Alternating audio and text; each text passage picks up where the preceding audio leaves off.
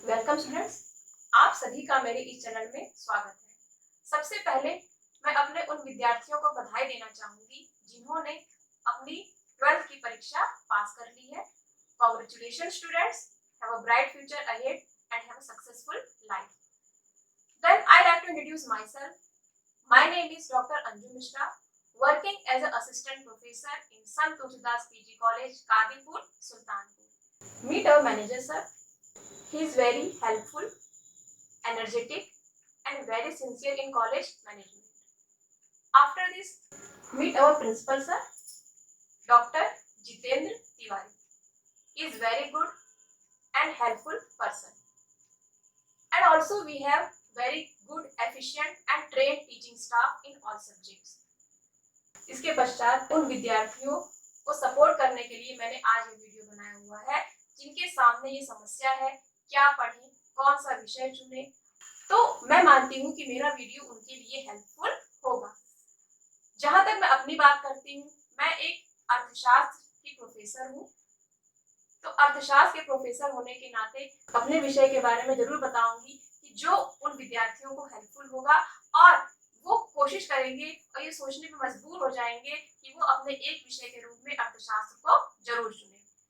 तो चलिए सबसे पहले हम ये जानते हैं कि हमारे रोजमर्रा के जीवन में, हमारे रोज के जीवन स्तर में अर्थशास्त्र का क्या महत्व है। चलिए देखते हैं। अब हम आपको बताते हैं, अगर कोई भी व्यक्ति ये सोचे कि हम अपने आप को अर्थशास्त्र से अलग कर लें तो शायद नहीं कर पाएगा। क्यों? क्योंकि आप ये जान लीजिए, आप सोते हैं अर्थ के लिए, जागते हैं अर्थ के लिए, दिन भर दौड़ते हैं अर्थ के लिए, अपनी जरूरतों को पूरा करते हैं अर्थ की सहायता से और उसी अर्थ के सपने लिए आप सो जाते हैं और फिर सुबह उठते ही उसी अर्थ की तलाश में दौड़ पड़ते हैं। तो कैसे आप कह सकते हैं कि आप अपने आप को अर्थ से अलग कर सकते हैं? नहीं, किसी भी कीमत पर आप अपने आप को अर्थ से अलग नहीं कर सकते। आज का युवक, चाहे युवक हो चाहे जो हो, बिना पैसे के कोई कह दे कि सुबह से शाम तक हमने 1 रुपया भी खर्च नहीं किया, नहीं मारा जा सकता। क्यों? क्योंकि सुबह से लेकर शाम तक बस एक ही काम होता है अर्थ का, एक ही की जरूरत पड़ती है, सिर्फ अर्थ की। आप दिन भर पैसा खर्च करते हैं, आप एक तरफ आप खर्च करते हैं और दूसरी तरफ उस अर्थ को बनाने के लिए प्रयास में जुट जाते हैं। ऐसे साधनों को जुटाते हैं जिन साधनों को से आपको अधिक से अधिक मात्रा में पैसा मिले। आपके जीवन में अर्थशास्त्र बेड टू टिल बेड है। आप सुबह उठते हैं, ब्रश उठाते हैं, ब्रश की कीमत, कौन सा ब्रांड, कंजम्पशन भी आ गया, प्रोडक्शन भी आ गया, डिस्ट्रीब्यूशन भी आ गया, सब कुछ तो आ गया। आपने साबुन कौन सा इस्तेमाल किया, आपने तौलिया किस ब्रांड का इस्तेमाल किया, आप चाय पीते हैं, चाय पत्ती किस ब्रांड का इस्तेमाल करते हैं, आप कपड़े किस ब्रांड के पहनते हैं। तो सुबह से लेकर शाम तक हर जगह कंजम्पशन, हर जगह प्रोडक्शन और हर जगह डिस्ट्रीब्यूशन आपको दिखाई देता है। तो आप ये ना जानिए कि अर्थ को छोड़कर आप जी लेंगे, नहीं जी सकते। बिना अर्थ के जीवन संभव नहीं है। तो चलिए अपने इस टॉपिक में हम बताएंगे use of economics in our daily business. हमारे रोजमर्रा के लाइफ में इकोनॉमिक्स की क्या इंपॉर्टेंस है। तो यहाँ पर ये कुछ अर्थशास्त्र के टर्म्स है जिनकी सहायता से हम बताएंगे कि ये आपके जीवन स्तर को बनाने में, आपके जीवन को बेहतर बनाने में किस तरह से ये अपनी भूमिका निभाते हैं। तो सबसे पहले हम देखते हैं अपॉर्चुनिटी कॉस्ट, यानी अवसर लागत। तो आप ये देखिए, आपके पास अवसर बहुत है, ये भी है, वो भी है, वो भी है। टूथपेस्ट आप लेने जाते हैं तो पेप्सोडेंट का भी है, पतंजलि का भी है, डाबर रेड भी है, सिवा का भी है, कोलगेट भी है, बहुत सारे हैं। ठीक है, लेकिन क्या लेना है, कैसे लेना है, क्यों लेना है, ये समस्या हर उपभोक्ता के सामने आती है। हर व्यक्ति सोचता है क्या खरीदे, क्यों खरीदे, किसके लिए खरीदे, यानी प्रॉब्लम ऑफ चॉइस। तो ऐसी समस्याओं से निपटने के लिए अपॉर्चुनिटी कॉस्ट आपकी हेल्प करता है। क्यों? क्योंकि 24 घंटे आपके पास होते हैं। क्यों? क्योंकि आप ये जान लीजिए, उस 24 घंटे का समय का इस्तेमाल आप अच्छी तरह से करिए। वो 24 घंटे आपके जीवन में बहुत मायने रखते हैं। सुबह से लेकर शाम तक उन 24 घंटों में आपको सब कुछ करना है, ये भी करना है, वो भी करना है, वो भी करना है। तो जब आपको अवसर लागत की, जब आपको अपॉर्चुनिटी कॉस्ट की अच्छी तरह से जानकारी होगी तो ही आप इस मैनेजमेंट को समझ सकते हैं। तो जान लीजिए आप क्या लेते हैं। अब मेरे ख्याल से मेरी ये बातें किसी के लिए भी नई नहीं है, हर व्यक्ति इन समस्याओं से गुजरता है। प्रॉब्लम ऑफ चॉइस आपके सामने हमेशा दिखाई देती है। आप जो भी लेने जाते हैं बाजार में कभी भी एक ब्रांड का नहीं मिलता, आपको उससे रिलेटेड ढेर सारे ब्रांड अवेलेबल होते हैं और उन्हीं ब्रांडों में से अपने दिमाग का इस्तेमाल करके, अपने विवेक का इस्तेमाल करके, अपने बजट को ध्यान में रखते हुए कि आप किसी एक ब्रांड को चुनते हैं। इसके पश्चात आता है हाउ टू मैक्सिमाइज यूटिलिटी। चलिए, एक उपभोक्ता है, हर उपभोक्ता की बात हम करते हैं तो हर उपभोक्ता के पास क्या है, वांट्स हमारे अनलिमिटेड है, लेकिन रिसोर्सेस हमारे पास क्या है, लिमिटेड है। तो अर्थशास्त्र के अंतर्गत हम यही सीखते हैं कि किस तरह हम अपने लिमिटेड रिसोर्सेस की सहायता से उसको इस तरह से बनाएं, उसको इस तरह से खर्च करें जिससे हमें अनलिमिटेड सेटिस्फैक्शन की प्राप्ति हो। हम जो भी खर्च करें, हम जो भी खरीदें, उससे हमें अधिक से अधिक मात्रा में सेटिस्फैक्शन की प्राप्ति हो। ये बहुत जरूरी है। आपका पैसा बहुत मेहनत से आता है, बहुत मेहनत के साथ आप कमाते हैं उस पैसे को, और उस पैसे को इतनी आसानी से खर्च करना कोई भी उपभोक्ता पसंद नहीं करेगा। तो एक विवेकशील उपभोक्ता के तौर पर आप हमेशा ये कोशिश करेंगे कि कैसे कम से कम पैसे हम लगाएं और अधिक से अधिक सेटिस्फैक्शन की प्राप्ति हमें हो। तो ये सिखाया जाता है हमारे अर्थशास्त्र के अंतर्गत, और जब आप अर्थशास्त्र पढ़ेंगे, जब आप अर्थशास्त्र को जानेंगे तो ही आप इन टर्म्स को समझ पाएंगे। उसके बाद आता है द इफेक्ट ऑफ एक्सटर्नलिटीज। ठीक है, इफेक्ट ऑफ एक्सटर्नलिटीज, इसके अंतर्गत आप ये देखेंगे। चलिए एग्जांपल हम आपको दे देते हैं। जैसे आप गाड़ी चलाते हैं, आप पैसे वाले हैं, आपके पास बहुत पैसा है, आपने गाड़ी खरीद ली है, आप उस गाड़ी को चला रहे हैं, लेकिन ये मान लीजिए उस गाड़ी को चलाने से आपका तो फायदा हुआ, प्राइवेट कॉस्ट तो आपको बहुत अच्छा मिला, लेकिन उस गाड़ी को चलाने से उसका सोशल कॉस्ट क्या हुआ, बहुत कम रहा। क्यों? क्योंकि उस गाड़ी को चलाने से, उस गाड़ी को रोड पर ले जाने से पॉल्यूशन भी हुआ, बहुत ज्यादा गर्दी भी हुई, बहुत ज्यादा रूप में आपने कंजम्पशन भी देखा, ये चीजें भी आपने देखी। लेकिन आप क्या करते हैं, आप अपने प्राइवेट कॉस्ट के आगे उस घटते हुए सोशल कॉस्ट के बारे में नहीं सोचते, जो समाज के बारे में बुरा है, जो समाज में प्रदूषण को बढ़ाता है, जो समाज में कंजम्पशन को बढ़ाता है, इसके बारे में आप नहीं सोचते। तो ये गलत चीज है। कम से कम हर व्यक्ति को चाहिए कि वो सिर्फ अपने बारे में ना सोचे, वो वही उपभोग करे जिससे समाज का कल्याण हो, जो समाज के लिए वेलफेयर प्रदान करे। बस हमेशा ये ना सोचे कि बस अपने फायदे की बात ना करें, हमेशा अपने बारे में ना सोचे। ये जान लीजिए कि हम वही करें जिससे अपना भी फायदा हो और समाज का भी फायदा हो सकता है हमारा खुद का फायदा कम हो, लेकिन समाज का फायदा अगर हमें अधिक से अधिक मात्रा में दिखाई दे तो शायद हमें यही करना चाहिए जिससे समाज को ज्यादा जरूरत में फायदा मिले। हमारा कोई नुकसान हो जाए कोई बात नहीं, लेकिन अगर उसके बदले में समाज को अधिक से अधिक रूप में फायदा मिलता है तो हमें वही करना चाहिए। उसके बाद आता है हाउ इन्फ्लेशन अफेक्ट अस। देखिए इन्फ्लेशन यानी महंगाई, मुद्रास्फीति। तो महंगाई कोई ऐसा टर्म्स तो नहीं है जिसके बारे में आप नहीं जानते हैं। महंगाई से हर व्यक्ति गुजरता है, कभी प्याज 100 रुपए किलो, कभी प्याज 400 रुपए किलो, कभी टमाटर 100 रुपए किलो। तो ये सारी चीजें हमारे रोजमर्रा के जीवन स्तर में गुजरती रहती है। हम हमेशा कोशिश करते हैं हम कि इस महंगाई को कम से कम किया जाए, तो हमारी कोशिश से तो महंगाई कम होगी नहीं। और हमेशा हम ये देखते हैं कि कोई चीज सस्ती है तो कोई चीज महंगी है। अब इसके अंतर्गत हमारा डिमांड लॉ आ गया ना कि महंगी चीज है तो हम उसका उपभोग नहीं करेंगे, सस्ती चीज है तो हम उसका उपभोग बढ़ा देंगे और क्या करेंगे। और फिर आप ये देखिए आपका मार्केट में डिमांड है, मांग आपकी मार्केट में अधिक मात्रा में बढ़ रही है। जब मांग बढ़ेगी तो कीमत भी बढ़ने लगेगी, और कीमत कब बढ़ेगी, अगर उस बढ़ती हुई मांग की तुलना में आपकी पूर्ति नहीं बढ़ती। तो ये एक इकोनॉमिकल समस्या है। ठीक है, अगर मांग बढ़ती जाए, मांग बढ़ने के साथ साथ पूर्ति भी बराबर बढ़ती जाए तो शायद कीमतों में उतना अंतर दिखाई नहीं देगा। लेकिन अगर सिचुएशन उल्टा हो जाए, सिर्फ मांग बढ़ती जाए और मांग बढ़ने के साथ साथ पूर्ति भी उसी रूप में ना बढ़े तो कीमत बहुत अधिक रूप में बदल जाती है और बढ़ जाती है। क्यों? क्योंकि एक वस्तु को खरीदने के लिए ढेर सारे उपभोक्ता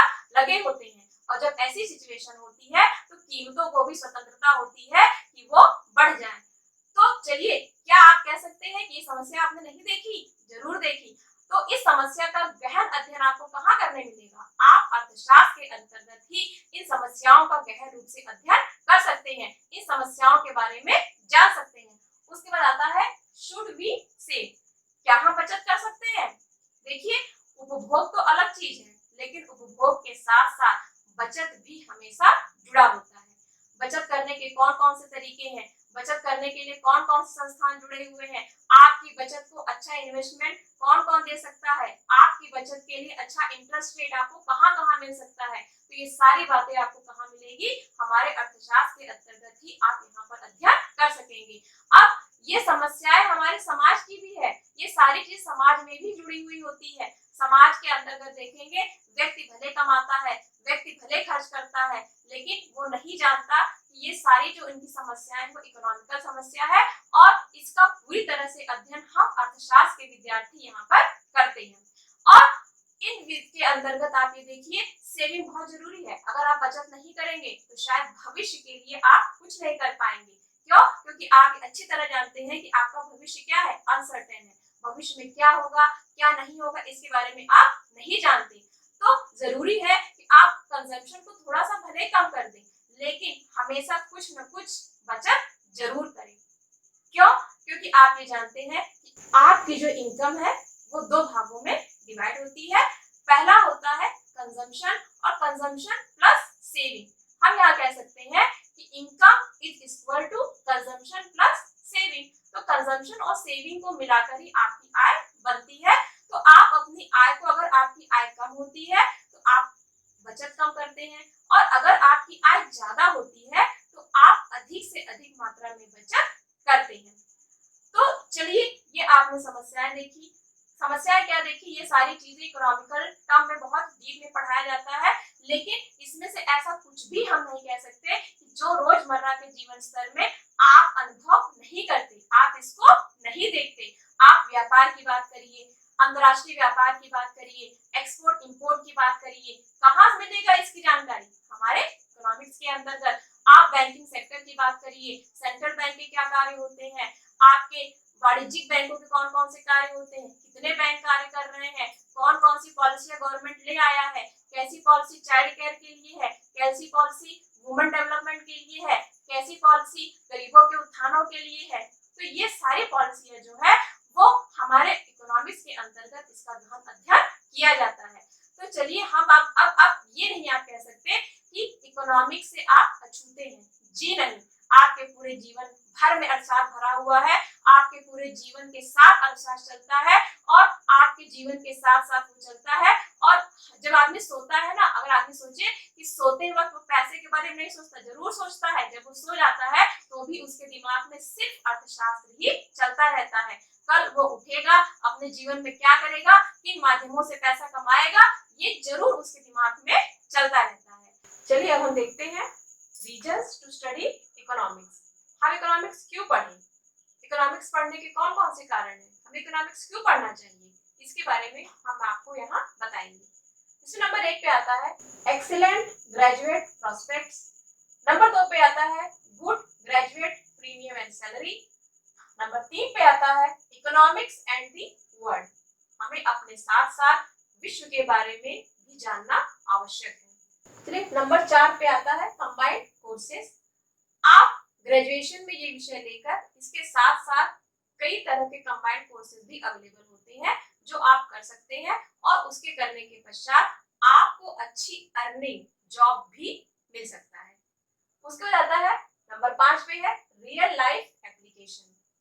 यहाँ पर ध्यान दीजिए कि जो भी आप इसके अंतर्गत पढ़ेंगे, चाहे वो प्रोडक्शन हो, चाहे वो कंजम्पशन हो, चाहे वह कंजम्पशन फंक्शन हो, चाहे वो इन्वेस्टमेंट फंक्शन हो, चाहे वो डिमांड हो, चाहे वो सप्लाई हो, या फिर वो एम्प्लॉयमेंट हो, या फिर एम्प्लॉयमेंट के अपॉर्चुनिटीज हो, इन सब के बारे में जो भी आप पढ़ेंगे, आप जरूर ध्यान देंगे कि ये सारी चीजें आपको अपने रोजमर्रा के जीवन में दिखाई देंगी। और जब कोई चीज आप रोजमर्रा के जीवन में महसूस करते हैं, तब आपको वो विषय रुचिकर लगता है, तब आपको वो विषय पढ़ने की ज्यादा इच्छा होती है, तब आपको उस विषय में अधिक से अधिक मात्रा में रुचि जागती है। उसके बाद नेक्स्ट है इंडिपेंडेंट चलिए, आप इस विषय से जब अच्छी सैलरी आप अर्न करेंगे, आपका अच्छा जीवन स्तर होगा, तब हर व्यक्ति की तरह, जैसा हर व्यक्ति चाहता है कि वह किसी भी दूसरे व्यक्ति पर निर्भर ना रहे, तो आप इसको पढ़ने के पश्चात, अच्छी सैलरी लेने के पश्चात आप अपने जीवन में इंडिपेंडेंट हो सकते हैं। आप किसी के भी ऊपर डिपेंडेंट नहीं रह सकते। उसके बाद आता है इम्प्रूव सोशल लाइफ। अब इस विषय के अंतर्गत ये सारी चीजें भी बताई जाती हैं जो आपके जीवन स्तर को सुधारने में, आपके जीवन स्तर को बेहतर बनाने में जिनकी बहुत अधिक भूमिका होती है। आप अच्छी अर्निंग कहाँ से ले, अच्छी अर्निंग के साथ आप कंजम्पशन किस तरह का इस्तेमाल करें, कंजम्पशन के साथ साथ आप सेविंग किस तरह की करें, तो ये सारी चीजें, इन सारी चीजों के बारे में जानकारी आपको यहाँ पर मिलती है। इसके साथ साथ मैं यहाँ पर ये भी कहना चाहूंगी कि चाहे हमारी सोसाइटीज हो, चाहे हमारी गवर्नमेंट हो, सेंट्रल गवर्नमेंट हो या स्टेट गवर्नमेंट हो, इन सारी गवर्नमेंट के सामने यही समस्या होती है कि वो किस तरह अपने स्कार्स रिसोर्सेज का प्रयोग करके उसको यहाँ से वहां अलोकेट करे, उसको वितरित करे और अधिक से अधिक मात्रा में जनता के वेलफेयर के लिए कार्य करे। हर व्यक्ति भी यही सोचता है कि किस तरह वो अपने कम से कम रिसोर्सेज से अधिक मात्रा में कल्याण की प्राप्ति करे। साथ ही साथ गवर्नमेंट भी यही सोचता है, चाहे वो स्टेट गवर्नमेंट हो चाहे वो सेंट्रल गवर्नमेंट हो, कि किस तरह से वो अपने कम से कम रिसोर्सेज से ऐसे कार्य करे जिससे जनता को अधिक से अधिक मात्रा में कल्याण की प्राप्ति हो, अधिक से अधिक मात्रा में उनको वेलफेयर मिले।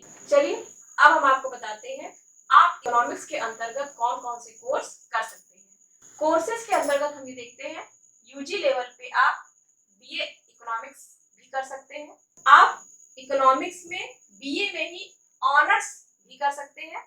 इकोनॉमिक्स ऑनर्स में आप ध्यान रखिए कि यहाँ पर डीप स्टडी कराई जाती है। आप इकोनॉमिक्स में बीएससी भी कर सकते हैं। कई यूनिवर्सिटीज ऐसी हैं जो इकोनॉमिक्स में बीएससी की डिग्री देती है। उसके बाद आता है आप बीएससी ऑनर्स भी कर सकते हैं और आप बीए लेवल यानी यूजी लेवल पर ही बिजनेस इकोनॉमिक्स में आप बीए कर सकते हैं और डेवलपमेंट इकोनॉमिक्स में भी आप यूजी लेवल पर बीए कर सकते हैं। चलिए, इसके बाद हम पीजी लेवल पर आते हैं। पीजी लेवल पर जब इकोनॉमिक्स में बीए करने के पश्चात जब पीजी की बात आती है, तो पीजी लेवल पे आप क्या कर सकते हैं, पीजी लेवल पर आप एमए अप्लाइड इकोनॉमिक्स कर सकते हैं, आप एमए बिजनेस इकोनॉमिक्स कर सकते हैं, आप एमए इंडियन इकोनॉमिक्स कर सकते हैं, आप एमए क्वांटिटेटिव इकोनॉमिक्स कर सकते हैं, आप MBA master of business administration ये भी कर सकते हैं और आप MBE master of business economics ये डिग्री भी आप ले सकते हैं। चलिए, अब हम देखते हैं कि यूजी पीजी करने के पश्चात हम कौन कौन से एग्जाम्स दे सकते हैं। इसके अंतर्गत सबसे पहले है नेट। नेट जो कि यूजीसी के द्वारा कंडक्ट की जाती है, जो हम एमए करने के पश्चात इसकी एग्जाम दे सकते हैं। अब नेक्स्ट है आईईएस इंडियन इकोनॉमिक सर्वे और ICAR Indian council of agriculture research, UPSC संघ लोक सेवा आयोग, इसके अंतर्गत जो भी एग्जाम्स होते हैं उसमें इकोनॉमिक्स एक विषय के रूप में चुनकर हम इसके अंतर्गत सारे एग्जाम दे सकते हैं।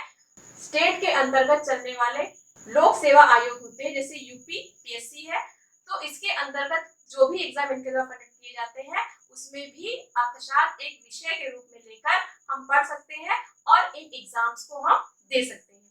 फिर आता है टीजीटी और पीजीटी। टीजीटी की एग्जाम देने के लिए हमें बीएड करना होगा और बीएड करने के साथ साथ हमें सोशल सब्जेक्ट के रूप में इकोनॉमिक्स के साथ साथ एक और कोई विषय जो सोशल साइंस का विषय हो उसे यहाँ पर रखना होगा और पीजी के बाद हम किसी भी विषय में, जिस विषय से हमने पीजी किया हुआ है उसी विषय के अंतर्गत हम पीजीटी की एग्जाम दे सकते हैं। अब इसके पश्चात हम देखते हैं कौन कौन से जॉब्स अवेलेबल है इकोनॉमिक्स से, जिन्होंने यूजी पीजी किया हुआ है इन लोगों के लिए कौन कौन से जॉब्स अवेलेबल है। इसके अंतर्गत सबसे पहला आता है असिस्टेंट प्रोफेसर। असिस्टेंट प्रोफेसर के लिए आपको नेट देना होगा, आपको पीएचडी करनी होगी, उसके पश्चात ही आप जॉब यहाँ पर कर सकते हैं। फाइनेंशियल एनालिस्ट, बहुत सारी कंपनियां जो है इस तरह की पोस्ट ऑफर करती है। डेटा एनालिस्ट, ये भी पोस्ट है जो बहुत सारी कंपनियां, जो गवर्नमेंट हो जो प्राइवेट हो, ये भी इस तरह की पोस्ट ऑफर करते हैं। रिसर्च एनालिस्ट, ये भी ऐसा पोस्ट है जिसके अंतर्गत हमें जॉब्स मिल सकती है। उसके बाद हम आते हैं रिसर्च एसोसिएट, इकोनॉमिक जर्नलिज्म। देखिए इकोनॉमिक जर्नलिज्म के अंतर्गत कभी कभी आपने देखा होगा न्यूज़पेपर के अंतर्गत भी इकोनॉमिक्स टाइम्स होता है, तो इकोनॉमिक्स टाइम्स के अंतर्गत यहाँ पर इकोनॉमिक्स का व्यक्ति ही जुड़ता है, जो इकोनॉमिक्स से जुड़े हुए सारे न्यूज को न्यूज़पेपर के अंतर्गत ले आता है। इसे हम क्या कहते हैं, इसे इकोनॉमिक्स जर्नलिज्म कहते हैं। तो आपको बराबर जानकारी होनी चाहिए अपने देश की इकोनॉमिक्स की, अपने देश के ग्रोथ रेट के, बढ़ते और घटते जीवन स्तर की, जो भी चीजें आती हैं। तो यहाँ पे इनकम लेवल भी आता है, यहाँ पे स्टैंडर्ड लेवल भी आता है, यहाँ पर शेयर मार्केट भी आता है। आपको शेयर मार्केट की भी अच्छी जानकारी यहाँ पर होनी चाहिए, तो ही आप इस पोस्ट के लिए अप्लाई कर सकते हैं। उसके बाद आता है इकोनॉमिस्ट। अगर आपकी सोच अच्छी है, अगर आप किसी भी इकोनॉमिक समस्या के संदर्भ में अपने अच्छे व्यू दे सकते हैं, उस समस्या को सुधारने में आपके जो व्यू है वो कारगर होते हैं, तो आप इकोनॉमिस्ट भी बन सकते हैं। उसके बाद आता है बैंकिंग। देखिए बैंकिंग का जॉब जो है, इसके बारे में लोग जानते हैं किस तरह से होता है, क्या होता है, इसके बारे में लगभग लोगों को जानकारी होती ही है। तो इकोनॉमिक्स से बीए करने के पश्चात हम बैंकिंग के जो एग्जाम्स आते हैं उसको भी हम दे सकते हैं, और बैंकिंग में भी हमें अच्छे पोस्ट ऑफर हो सकते हैं। उसके बाद आता है इंपोर्ट एक्सपोर्ट सेक्टर।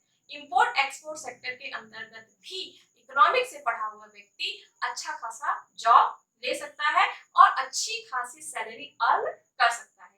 तो चलिए आज के इस वीडियो में मैंने आपको बहुत कुछ बताया। मैंने आपको यहाँ पे ये भी बताया कि हमारे डेली लाइफ में इकोनॉमिक्स का क्या महत्व है। हमारे रोजमर्रा के जीवन से अर्थशास्त्र कभी भी अलग नहीं हुआ है और ना ही होगा। उसके साथ साथ मैंने आपको ये भी बताया कौन कौन से कोर्स आप कर सकते हैं, कौन कौन से आप एग्जाम दे सकते हैं, कौन कौन से जॉब्स आपको ऑफर हो सकते हैं। ये सारी चीजें आपको यहाँ पर बताई गई है। तो चलिए जो भी स्टूडेंट्स इस वीडियो को देखने के पश्चात इकोनॉमिक्स लेना चाहता है तो मोस्ट वेलकम, आप आ सकते हैं, आप इकोनॉमिक्स लीजिए। अगर आपके मन में किसी प्रकार की कोई दुविधा हो, अगर आप डर रहे हो कि लॉकडाउन है, कोरोना चल रहा है, कॉलेज नहीं खुलेगा, हमारी पढ़ाई कैसी होगी, तो ये जान लीजिए अगर कॉलेज खुलता है, अगर प्रशासन इजाजत दे देता है कॉलेज खुलने की, तो आप आइए, आप पढ़िए। दी बेस्ट है, आप कॉलेज में आएंगे, आपको यहाँ पर ढेर सारी जानकारियां दी जाएगी। लेकिन अगर हमारा कॉलेज नहीं खुलता है, इसके अंतर्गत भी आप देखिए कि हम आपको अपने वीडियो के माध्यम से जो भी पढ़ाना होगा हम आपको जरूर पढ़ाएंगे। हम आपको पूरी तरह से गाइड करेंगे, और गाइड करने के साथ साथ सिर्फ हम नहीं, मेरे साथ और भी मेंबर्स हैं मेरे स्टाफ के, हमारे विभाग के और भी मेंबर्स हैं जो आपकी पूरी तरह से मदद करेंगे। वो भी अपने अपने वीडियो की सहायता से आपके सारे प्रॉब्लम्स, इकोनॉमिक्स के अंतर्गत जितने भी पेपर होते हैं सबकी तैयारी इन्हीं वीडियो के माध्यम से ही कराई जाएगी। और ये तब होगा जब कॉलेज नहीं खुलेगा तब। अगर कॉलेज खुलता है तो कोई बात नहीं है, आप आइए, मोस्ट वेलकम है। आप अपनी बात रखिए, अपनी समस्याओं को सुलझवाइए, जो भी आपको समस्या हो आप उसके संबंधित जानकारी ले सकते हैं।